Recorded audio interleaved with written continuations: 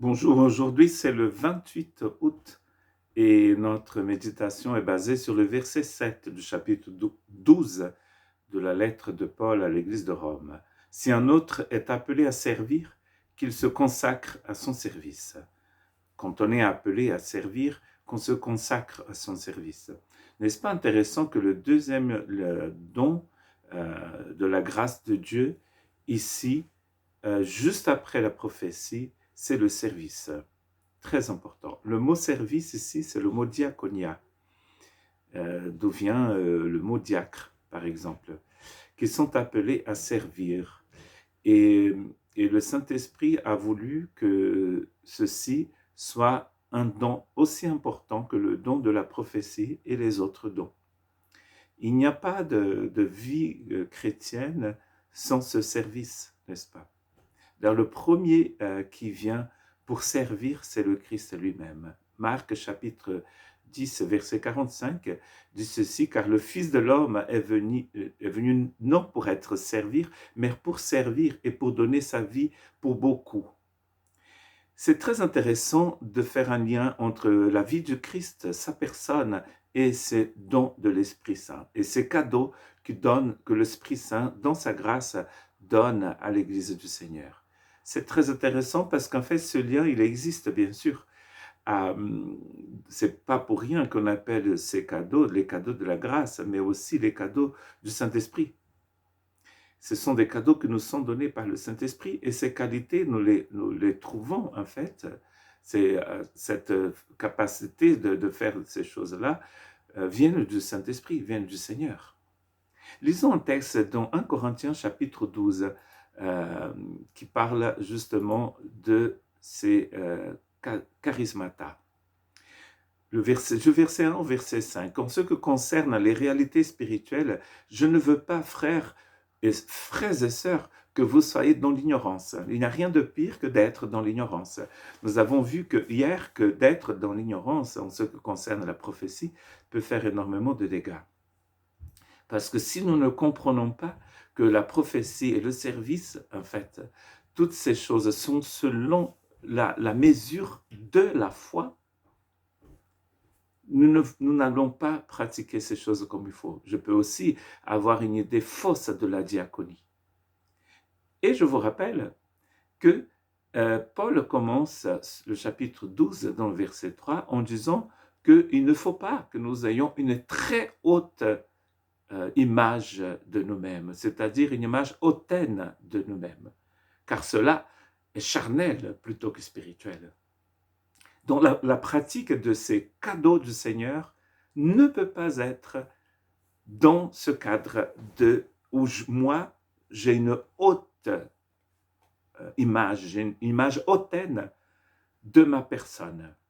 C'est dans une grande humilité que nous allons exercer ces choses. Donc c'est très important que nous ne soyons pas ignorants concernant ces réalités spirituelles. Vous savez comment, lorsque vous étiez étranger au peuple du Christ, de Dieu, vous vous laissiez irrésistiblement entraîner vers des idoles qui sont muettes. C'est pourquoi je vous le déclare, personne, s'il parle par l'Esprit de Dieu, ne dit Jésus est maudit. Et personne, donc là c'était la prophétie, et personne ne peut dire Jésus est le Seigneur si ce n'est par le Saint-Esprit. Et après il dit, il y a diversité de dons, mais le même esprit, diversité de services, mais le même Seigneur. Donc là, on retrouve à nouveau notre diaconia. Il a une diversité de services dans le corps du Christ, mais nous avons le même Seigneur. N'est-ce pas important? Très intéressant. Nous allons tous servir au même Seigneur, car quand nous servons les frères et sœurs, c'est le Seigneur que nous servons.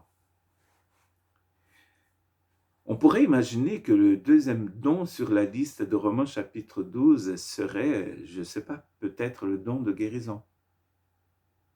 Ou un don de puissance. Mais non, c'est le don de service.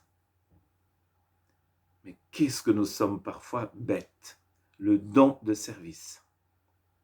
Le texte que nous avons cité, que j'ai cité tout à l'heure dans Marc 10, certains voient ce texte comme la clé même pour comprendre l'évangile de Marc. Le Fils de l'homme est venu pour servir. Si le Fils de l'homme, Dieu parmi nous, Emmanuel, est venu pour servir, alors moi, toi, nous, quand je sers le frère et la sœur, c'est le Seigneur que je suis en train de servir. Ce don du service est d'une très très grande importance. Très intéressant. Dans la liste de 1 Corinthiens 12, d'abord il dit diversité de service.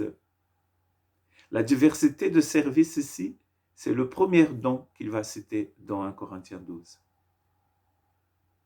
Je regarde pour ne pas dire de bêtises. Il y a diversité de charismata, il dit, mais le même esprit, diversité de services. Et dans le livre de Actes, quand on traduit ce que font les apôtres et ce qu'ils font les diacres, les 7 diacres là, dans Philippe, ce qu'ils font ces apôtres et ces diacres, c'est toujours le même mot. Le service de la parole et le service aux veuves et aux orphelins et à toute autre personne dans le besoin. C'est le même mot. C'est un service pour le Seigneur. Le service de la parole et le service social. L'aide aux personnes, tout simplement. Extrêmement important, ce don dans le corps. Et ces choses sont faites dans le silence. Nous n'allons pas sonner de la trompette en disant « Voilà, moi, je suis au service ». Car nous avons vu dans Romains 12 qu'il ne faut pas avoir une très haute image, c'est-à-dire une image hautaine de nous-mêmes dans le corps.